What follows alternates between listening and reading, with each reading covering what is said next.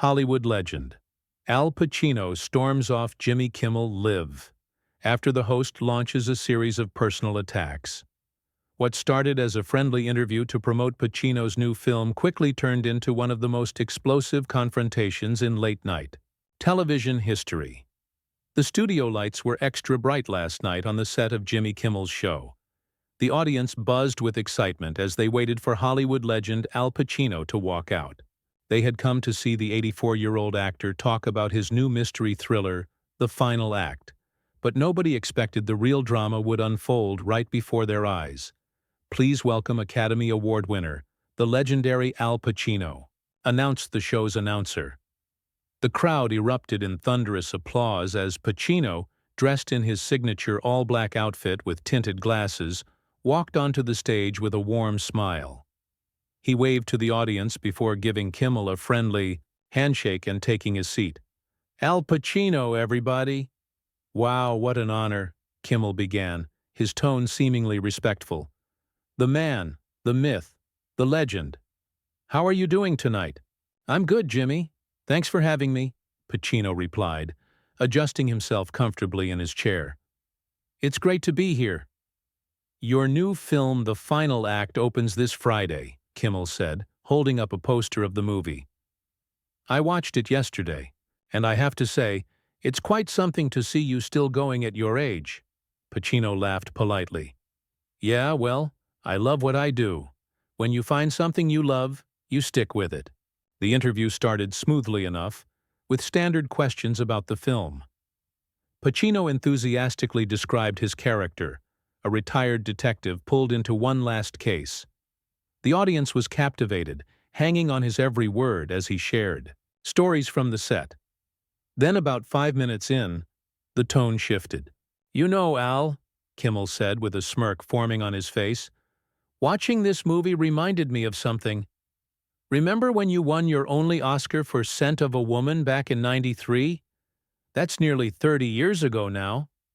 Pacino nodded cautiously. "That's right. One Oscar," Kimmel continued, holding up a single finger. "Out of what, 8 or 9 nominations? Do you ever feel like you peaked back then?" A subtle tension filled the air. The audience's laughter became uneasy. "Well, Jimmy," Pacino responded calmly, "it's not about the awards. It's about the work, the characters, the stories we tell." Sure, Kimmel pressed on, clearly not dropping the subject. "But I mean, come on, you went from The Godfather and Dog Day Afternoon to, what was that Adam Sandler movie? Jack and Jill? You played both a man and his twin sister, right?" The audience gasped. This was no longer typical late-night banter. Pacino's expression remained composed, but his eyes narrowed slightly. "Every actor has different projects throughout their career. I enjoy trying new things." "New things like bad movies?" Kimmel quipped, causing a few uncomfortable laughs from the audience. "I mean, that film won you a Razzie Award for Worst Supporting Actor. That's quite a fall from the Corleone family, isn't it?" The camera caught Pacino taking a deep breath. The show's producer could be seen in the background, whispering urgently, "To a staff member." "You know, Jimmy," Pacino said with remarkable restraint, "this business has ups and downs. I've been fortunate to work on projects I believe in for over 50 years. Not many can say that." 50 years, Kimmel echoed, not backing down. "Though lately it seems like you're just showing up, collecting a paycheck, and mumbling your way through scenes." "My kid does better acting in his school plays." The audience fell completely silent. This was crossing a line and everyone knew it. "I think we should talk about the film," Pacino suggested firmly. "That's why I'm here tonight." Of course," Kimmel said with an exaggerated nod. "The Final Act. Appropriate title, wouldn't you say? Given where your career is headed?" The camera cut to Pacino's face, which remained dignified despite the clear provocation. The legendary actor straightened in his chair, his eyes now focused intensely on Kimmel. "You know, I've been interviewed by the best in this business," Pacino said slowly. "Carson, Letterman, Leno. They knew how to respect their guests while still being entertaining." Kimmel's smirk only grew wider. "Oh, I'm sorry. Did I hurt the feelings of the great Al Pacino? The man who once shouted, 'Hoo-ah!' so loud they probably heard it in space? Come on, Al. You're supposed to be a tough guy." "There's a difference between being tough and tolerating disrespect," Pacino replied, his voice now carrying that famous intensity that had captivated movie audiences for decades. The tension in the studio was palpable. Camera operators exchanged worried glances. The band leader looked uncomfortable, unsure whether to cut to a musical interlude. "You talk about respect," Kimmel continued, leaning forward. "But let's talk about some of the rumors going around Hollywood. Word is you're difficult to work with these days. Showing up late, forgetting lines, demanding special treatment." Pacino's eyes flashed. "That's completely untrue." "Is it?" "Because I've got friends who've worked with you who say otherwise. They say the great Al Pacino is just coasting on his reputation now, that you're—" "Enough." Pacino's voice wasn't raised, but it carried enough power to instantly silence Kimmel and the entire studio. "I came here to promote a film that a lot of talented people worked very hard on. I did not come here to be insulted." The audience erupted in applause, clearly siding. With Pacino, Kimmel, seeming surprised by the reaction, tried to laugh it off. "Come on, Al. It's just a little fun between friends. Can't you take a joke anymore?" "Is that what this is?" "Because nobody's laughing, Jimmy," Pacino replied, gesturing to the now silent audience. "Maybe you should ask yourself why." The director frantically signaled to cut to commercial, but Kimmel ignored the cue, determined to have the last word. "Well, maybe they're not laughing because they know I'm right," Kimmel said, his tone now defensive.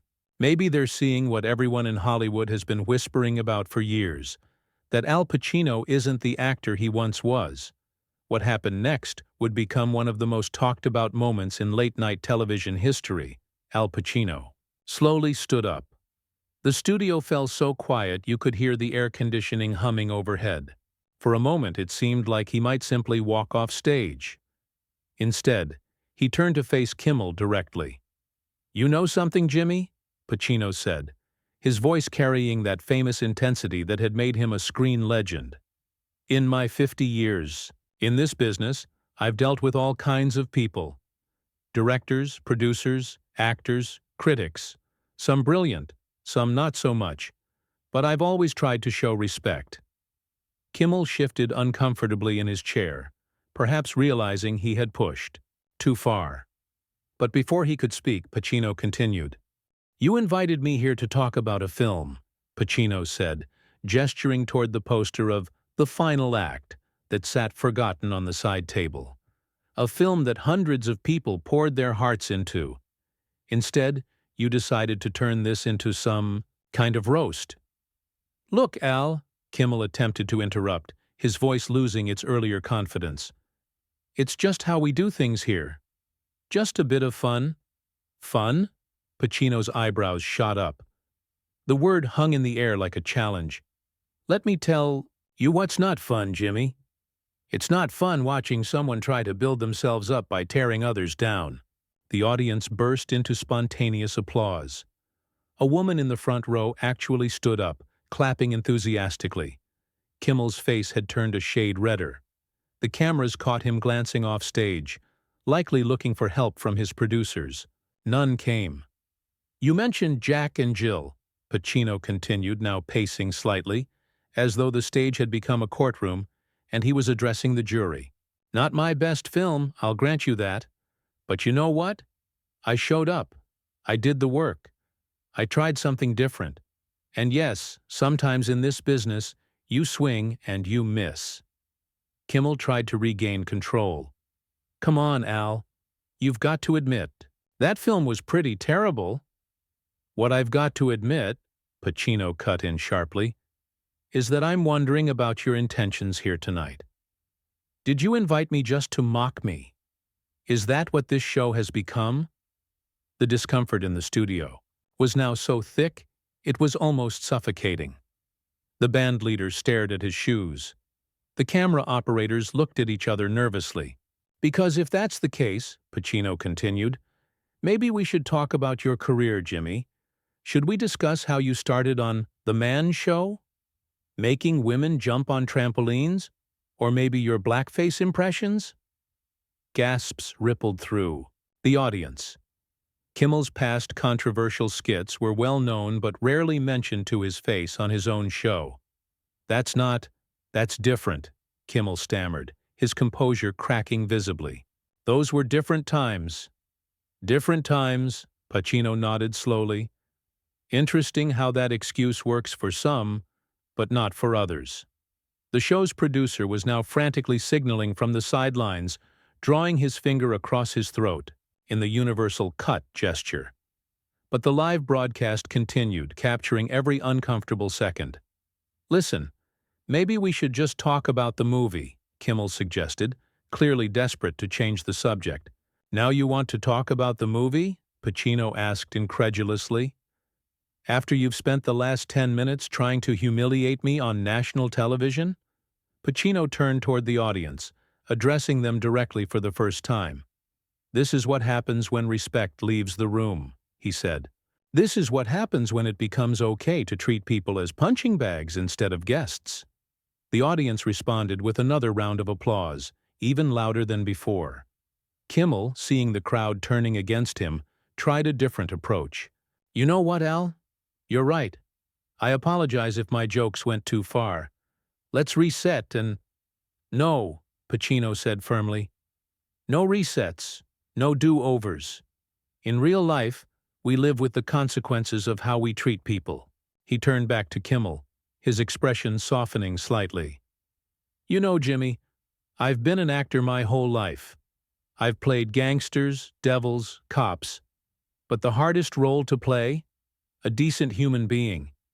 It's the role we all struggle with every day. The philosophical turn caught everyone by surprise. Even Kimmel seemed momentarily moved. But the moment of reflection didn't last long. Still, Kimmel said, attempting to regain his footing, you have to admit that your recent work doesn't compare to your classics. I mean, even your biggest fans would say— My fans, Pacino interrupted, his patience clearly at its end, understand something you don't, Jimmy. They understand that a career isn't measured by its highest point or its lowest point.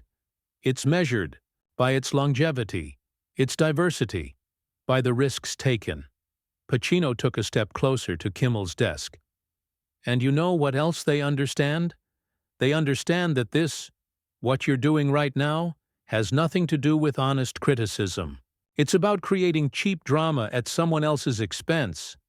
The stage manager was now openly panicking, making frantic gestures that both men ignored.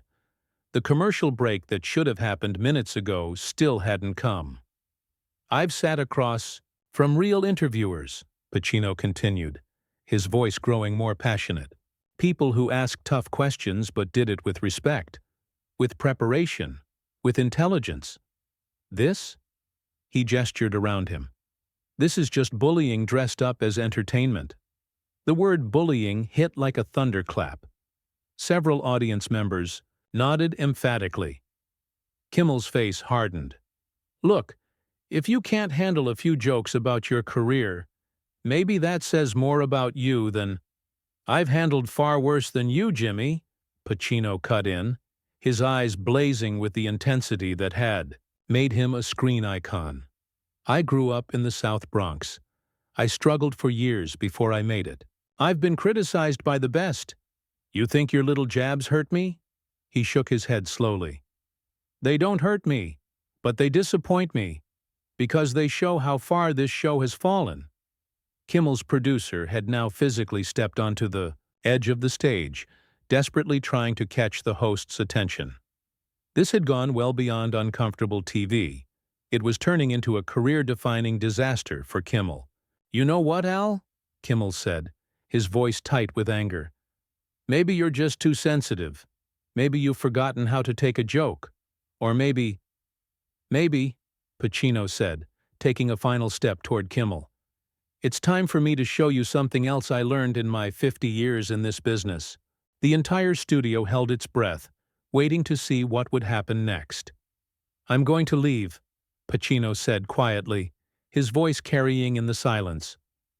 "But before I do, I want to say something important. Not just to you, Jimmy, but to everyone watching." The camera zoomed in on Pacino's face. His expression showed no anger, only a deep disappointment mixed with resolve. "Throughout my career, I've played characters who made difficult choices, characters who stood up when it mattered. Michael Corleone, Tony Montana, Frank Slade, they were all flawed men, but they had lines they wouldn't cross, principles they wouldn't abandon." Pacino's gaze swept across the audience before returning to Kimmel. "Tonight, I'm not playing a character. I'm just a man who's worked hard his whole life, who's made mistakes, who's had highs and lows. And I'm a man who won't sit here and let someone disrespect not just me, but the craft I've devoted my life to." He turned to address the audience directly. "Entertainment should lift us up, not tear us down. It should challenge us, not cheapen us. What happened here tonight?" He gestured between himself and Kimmel. "This isn't entertainment. This is just cruelty masquerading as humor." The audience erupted in applause, many rising to their feet. The camera caught several people nodding emphatically. Kimmel, now visibly shaken, tried one last time to regain control. "Listen, Al, you're overreacting. This is just how late-night TV works." "No," Pacino interrupted firmly. "This might be how your show works, but it's not how respect works. It's not how decency works." He began removing his microphone. The show's producer was now on stage, frantically whispering to Kimmel while signaling to cut to commercial. "What are you doing?" Kimmel asked, his voice betraying a note of panic. "Something I should have done 10 minutes ago," Pacino replied. "I'm walking away. Because sometimes walking away is the strongest statement you can make." With his microphone removed, Pacino turned to leave, but then stopped. He looked back at Kimmel, who sat frozen behind his desk. "You know, Jimmy," he said, his voice now picked up only by the stage microphones, giving it an echoing quality. "In Scent of a Woman, you mentioned it earlier, my character said something important. He said, 'I've been around, you know. There was a time I could see. And I have seen boys like these, younger than these, their arms torn out, their legs ripped off. But there isn't nothing like the sight of an amputated spirit. There is no prosthetic for that.'" The quote hung in the air. Even those who hadn't seen the film could feel its weight. "Don't be someone who amputates spirits, Jimmy. Be better than that." With those words, Al Pacino walked off the stage with the dignified bearing of a man who had nothing left to prove. The audience's applause swelled into a standing ovation that followed him all the way out. Left alone on stage, Kimmel looked stunned. The camera caught him loosening his tie, his face flushed with embarrassment. Finally, the director cut to commercial. But the story didn't end there. During the commercial break, chaos erupted backstage. Staff members were seen rushing back and forth. When the show returned, Kimmel sat alone at his desk, his demeanor completely changed. "Ladies and gentlemen," he began, his voice subdued, "I owe you and Mr. Pacino an apology. What happened earlier—" He paused, seeming to struggle for words. "That wasn't what this show is supposed to be about. It wasn't funny, it wasn't entertaining, and it wasn't right." The audience, still buzzing from the confrontation, fell silent. "I crossed a line tonight," Kimmel continued. "In trying to create a moment, I forgot the most important thing. Respect. Al Pacino deserved better from me. A lot better." He looked directly into the camera. "Mr. Pacino, if you're watching, I am truly sorry. You were right about everything you said. And to everyone else watching, I promise to do better." The rest of the show proceeded in a notably subdued manner. Kimmel's usual sharp wit was tempered, his jokes gentler, his demeanor more thoughtful. But the real aftermath played out in the days that followed. By morning, clips of the confrontation had gone viral. Pacino was right and Kimmel disrespect were trending across all social media platforms. Entertainment news programs played the footage on repeat, with commentators largely siding with Pacino. What we witnessed, said one well-known film critic, was more than just an awkward TV moment. It was a clash between old Hollywood values and a newer, more cynical approach to entertainment. And I think it's clear which one resonated more with audiences. Celebrity friends of Pacino spoke out in support. Even some of Kimmel's usual allies in the industry expressed disappointment in how he had handled the interview. 3 days after the incident, Pacino made his first public statement. In a brief interview outside a New York restaurant, he was characteristically gracious. "I don't hold any grudges," he told reporters. "Jimmy called me privately to apologize, and I accepted. We all have bad nights. We all make mistakes. The important thing is that we learn from them." Asked if he would ever return to Kimmel's show, Pacino smiled. "Never say never. This business is full of unexpected second acts." Kimmel, for his part, addressed the incident again on his next show, announcing that the experience had led him to reconsider his approach to comedy and interviews. "Sometimes it takes someone like Al Pacino to hold up a mirror," he admitted.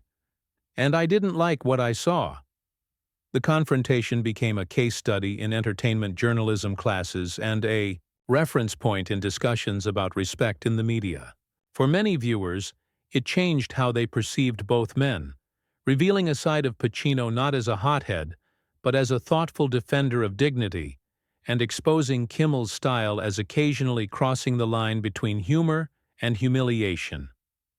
1 month later, ratings showed that Kimmel's show had experienced a noticeable shift in tone. The sharp, sometimes cruel comedy that had once been his trademark had been replaced by something warmer, more inclusive, and ultimately more popular with audiences. As for Pacino, the final act opened to rave reviews, with many critics noting that the actor brought to his role the same dignity and intensity he had displayed that night on Kimmel's stage. Some even suggested that the confrontation had reminded audiences of Pacino's enduring presence as not just an actor, but as a voice of principle in an industry often lacking it. In Hollywood, where image is everything and authenticity rare, the Kimmel-Pacino confrontation became something unexpected, a moment of genuine truth that changed both men and the audience that witnessed it.